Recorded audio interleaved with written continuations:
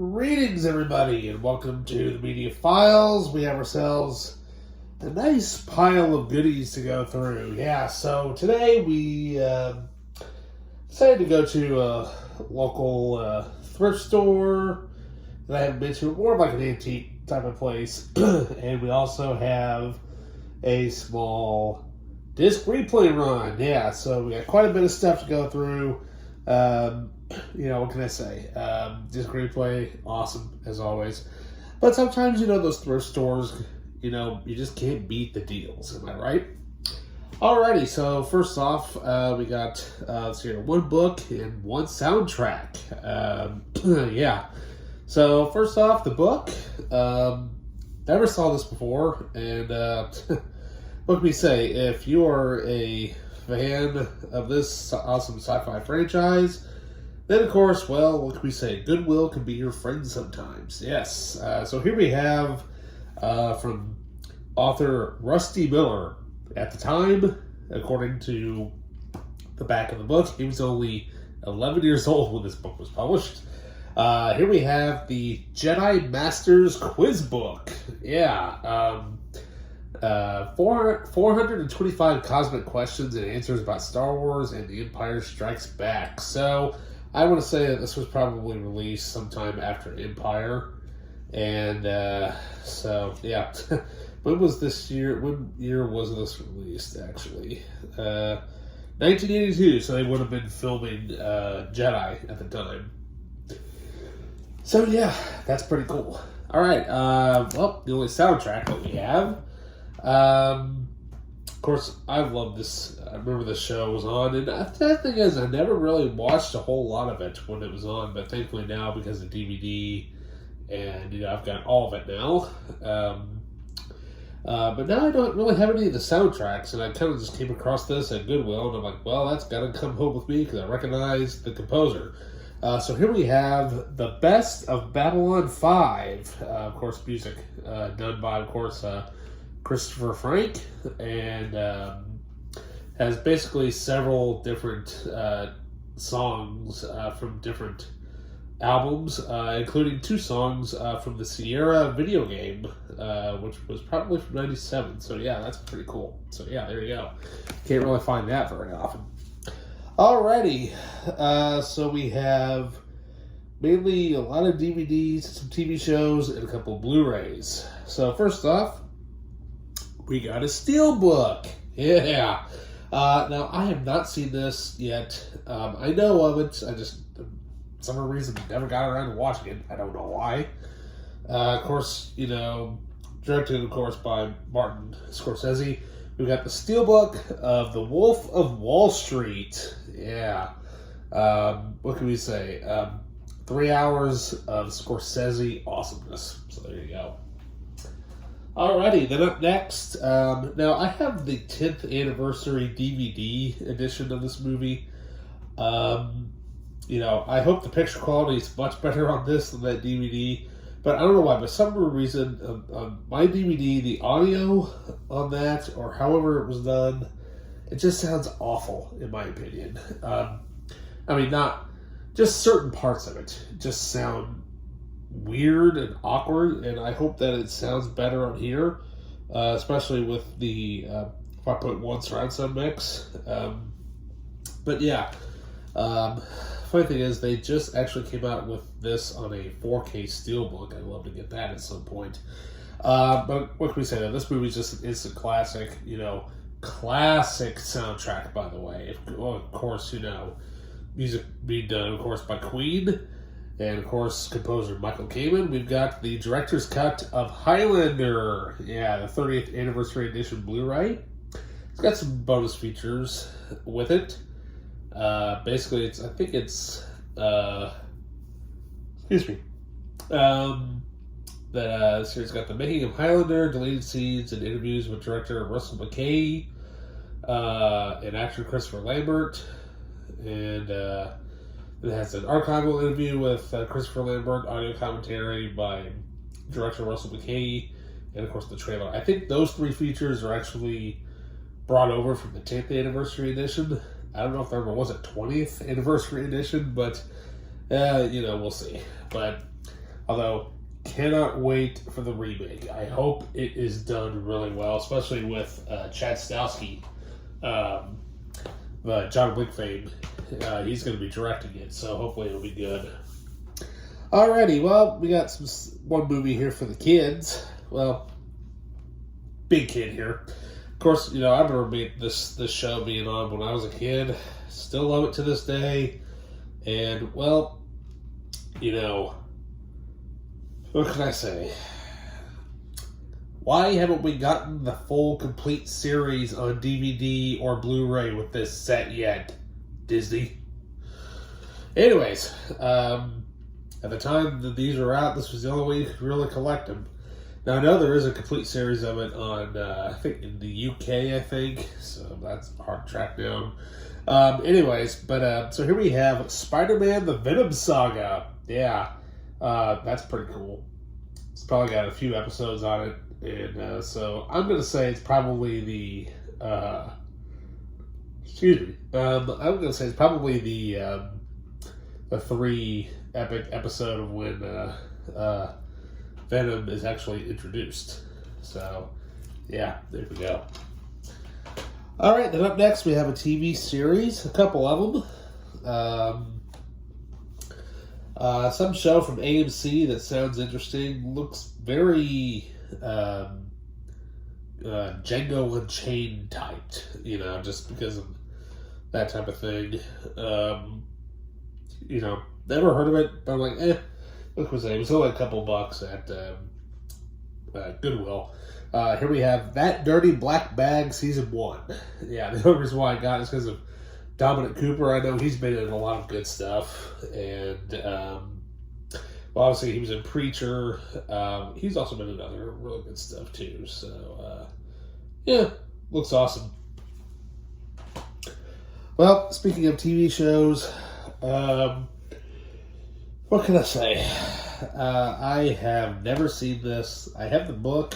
I think I used to have this particular thing, or book this at one point, but it never had the cover. And so I've been trying to track down the cover in really nice condition, lo and behold. I found it. Of course, this is, at the time it was we were like, wow, this is something that you never really see in TV these days. Well, you kind of do with like Netflix and stuff like that, if it's marketed well. But at the time when this came out, obviously I wasn't around then, but this was so huge that I think this took like, I would say it's like a week-long miniseries. What can I say though? It stars a very young Geordie LaForge. Yeah. Here we have the 30th anniversary edition of Roots. Yeah, and it has the cover with it. It's all embossed there, which is cool. And I do actually have the book of this, and I found that a while ago, I think. But I've never actually seen this, and I know that there is a second series about the next generation, and I know that they did redo this. And so it'd be kind of cool to watch the original version of it. So, alrighty. Excuse me. Whew. Up next, found some Jim Carrey movie that I've never even heard of. This must be much later in his career because I don't recognize this. But directed by the late great Joel Schumacher. We have the number 23. Yeah, I'm like Jim Carrey in a psychological horror thriller film. Interesting. I know he's mainly used to doing comedy and stuff, but never seen this, so I'll give it a shot. Let's see. Up next, got a movie to add to the Clint Eastwood collection. Excuse me, I have no idea why I'm yawning so much. So I've never heard. I thought maybe that this was going to be like an Elvis Presley title. Apparently, it's not. But here we have Clint Eastwood in Pink Cadillac. Yeah, the best part about it is it's still the shrink wrap. That's pretty cool. So there you go. Yeah, good old Eastwood.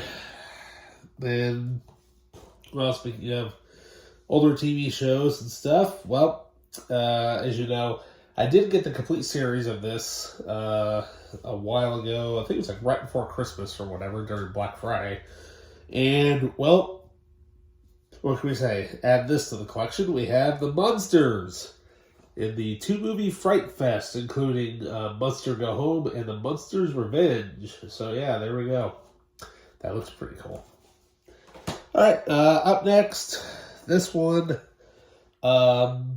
Yeah, I think this. I know that from what I've seen out of this, the design. Excuse me, man. Anyway, the design of this thing, as I know, has been parodied left and right. But this is definitely a cheap sci-fi movie. Probably something you'd see on the Mystery Science Theater 3000 at some point.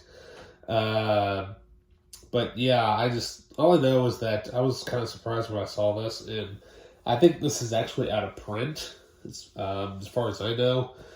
But here we have the Lost Skeleton of Cadavra. Yeah, I've never seen this, and I know it looks cheesy and whatnot. And I know my uncle-in-law, he'll love this because he loves that real cheese slog. He's a big fan of Mystery Science Theater 3000 and Angry Red Planet and those cheap made sci-fi movies.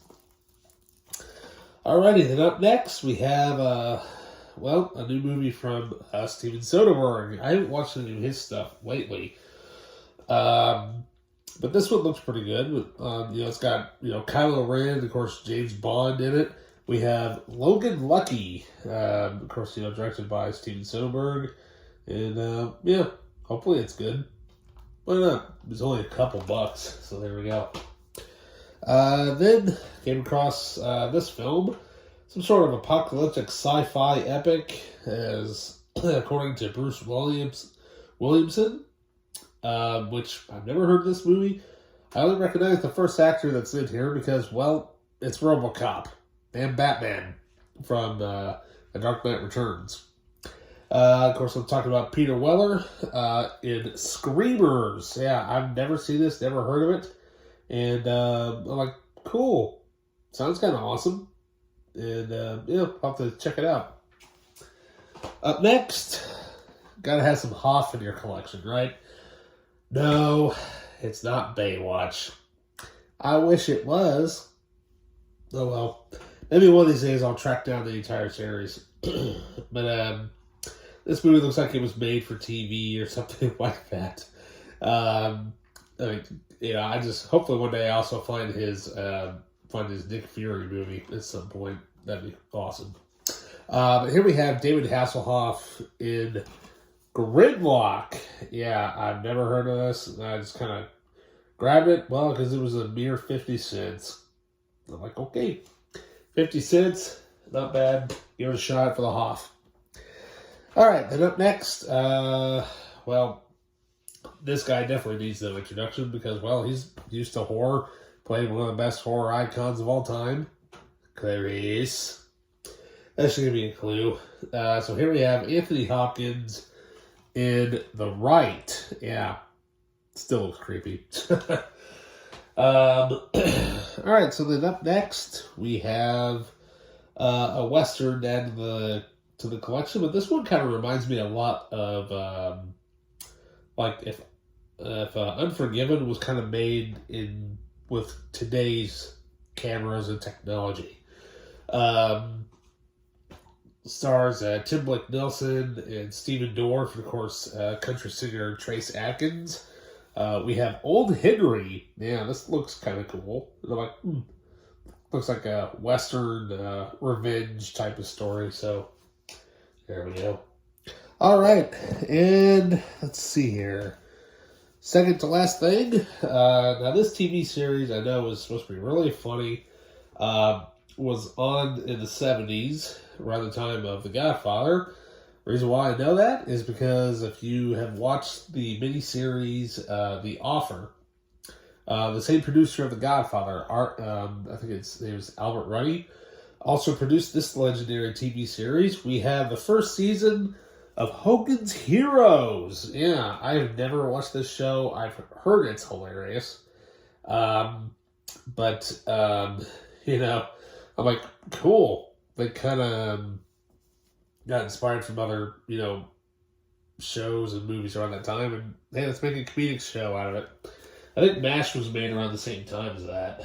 So, alrighty, and finally, this one, it's a 6 documentary set. I'm like, this thing was only like $1, so I'm like, why not?